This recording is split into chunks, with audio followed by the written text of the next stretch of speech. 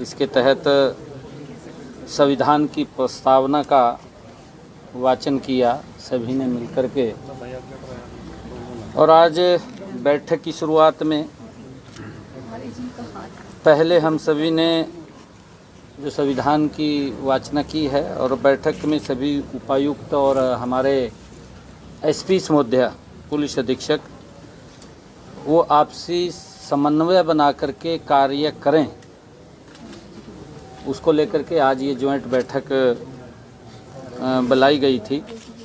बैठक में कानून व्यवस्था को लेकर के, सुरक्षा सहित अन्य विषयों पर गंभीरता से विचार विमर्श हुआ है और हर विषय पर गहराई में जाकर के अधिकारियों को जरूरी दिशा निर्देश भी दिए गए हैं। बैठक के दौरान प्रदेश में 3 नए आपराधिक कानूनों को प्रभावी ढंग से लागू करने के लिए कहा गया है। जो हमारे 3 पैनल कोड आए हैं वो हरियाणा में लागू हों, उसके लिए जो भी इंफ्रास्ट्रक्चर की आवश्यकता है या अन्य किसी और संसाधन की आवश्यकता है, उन सब को लेकर के भी गंभीरता से उसके ऊपर चर्चा की गई है। इसके अलावा प्रदेश के सभी न्यायालयों में वीडियो कॉन्फ्रेंसिंग सुविधा उपलब्ध करवाना इसमें शामिल है। इसी प्रकार ई समन और ई चालान को भी पूरे प्रदेश भर में लागू किया जाए, इसको लेकर के भी चर्चा हुई है। इससे गवाहों को अपना बयान देने के लिए अब कोर्ट में जाने की आवश्यकता नहीं है, क्योंकि वो वीडियो कॉन्फ्रेंसिंग के माध्यम से डीसी ऑफिस, एसडीएम ऑफिस जा कर के कहीं से भी वो गवाही दे सकता है। अब उसको कोर्ट में जाने की आवश्यकता नहीं है। इन तीनों नए आपराधिक कानूनों को पूर्ण रूप से 31 मार्च तक लागू करने का निर्देश भी दिया गया है। हम चाहते हैं कि निर्दोष व्यक्ति को सज़ा ना हो और दोषी बचे ना, उसको कड़ी सज़ा जल्दी से जल्दी मिले और पीड़ित को तारीख पर तारीख से छुटकारा मिले। इन कानूनों का यही और जल्दी ही ये लागू हों, इसको लेकर के हमने चर्चा की है। हमने बैठक में नशा मुक्ति को लेकर के भी हरियाणा को नशा मुक्त बनाना और चिन्हित अपराधों को कड़ाई से कार्रवाई करने के लिए अधिकारियों को सख्त निर्देश दिए हैं। चाहे वो गैंगस्टर का विषय है, चाहे वो नशा का है, कोई भी व्यक्ति अगर नशा के अंदर इन्वॉल्वमेंट है और वो नशा फैलाने का काम कर रहा है, ऐसे जो चिन्हित अपराध हैं उनको चिन्हित करके उनको कड़ी कार्रवाई उनके ऊपर हो, वो भी हमने कहा है। और हमने इसके लिए फ्री हैंड देने का भी आश्वासन दिया है कि इस प्रकार के जो लोग हैं, जो इस प्रकार के आपराधिक गतिविधियों में अगर शामिल हैं, उनके ऊपर कड़ाई से कार्रवाई हो, उसको लेकर के भी हमने कहा है। हमने बहन बेटियों की सुरक्षा के लिए हमारी सरकार संकल्पबद्ध है और हमने महिलाओं के विरुद्ध होने वाले अपराधों को जिला स्तर की जो कमेटियां गठित की हैं, उन गठित समितियां सही ढंग से निगरानी करें, इसके लिए भी हमने इस बैठक के अंदर आदेश दिए हैं और उचितवार कार्रवाई करें।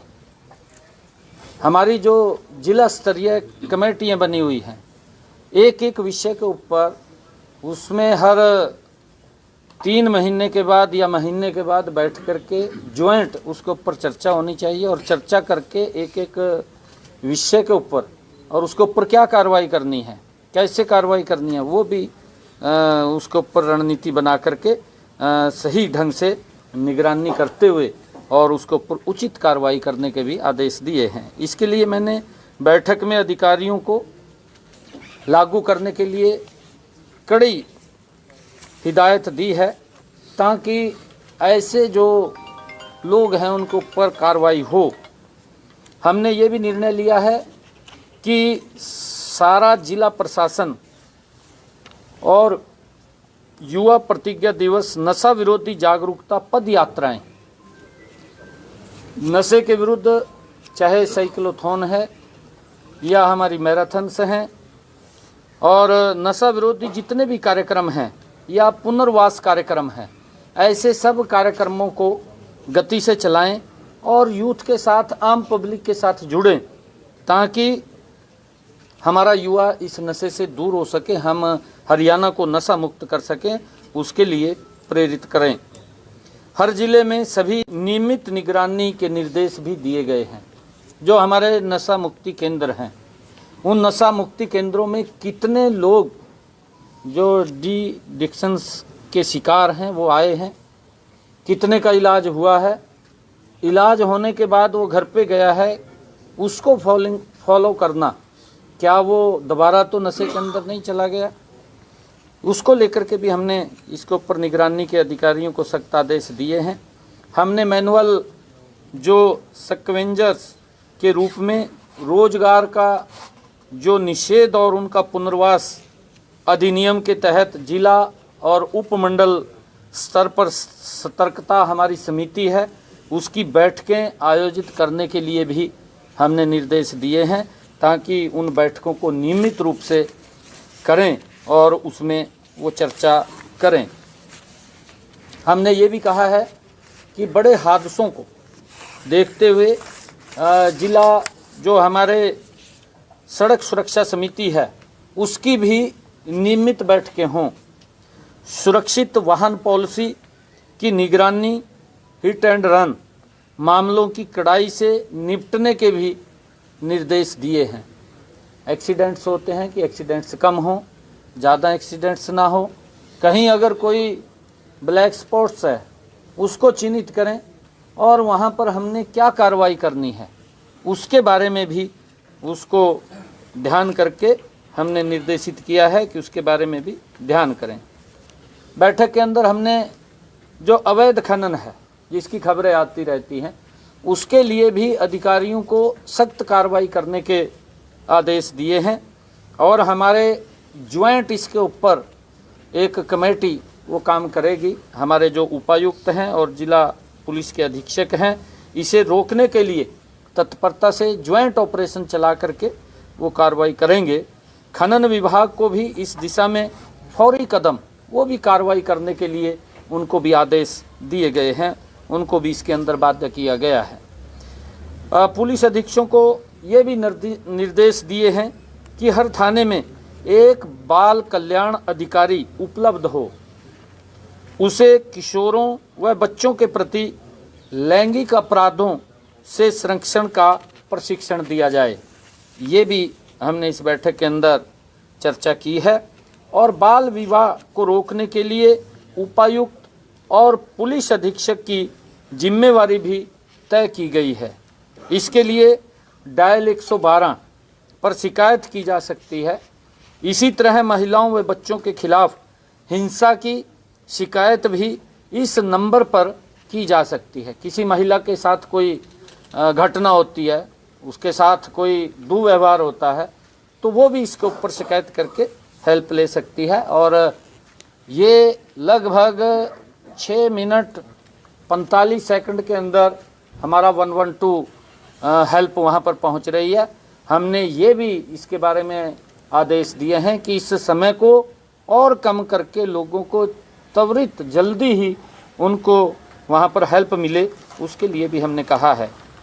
हमने ये भी कहा है कि बाल श्रम की रोकथाम के लिए जिला मजिस्ट्रेट की अध्यक्षता में पहले से जो कमेटी गठित है उस गठित टास्क फोर्स को प्रभावी ढंग से हम लागू करें, उसकी भी निरंतर हम बैठकें करके वो भी गति से काम करें ताकि इस बाल श्रम को रोका जा सके।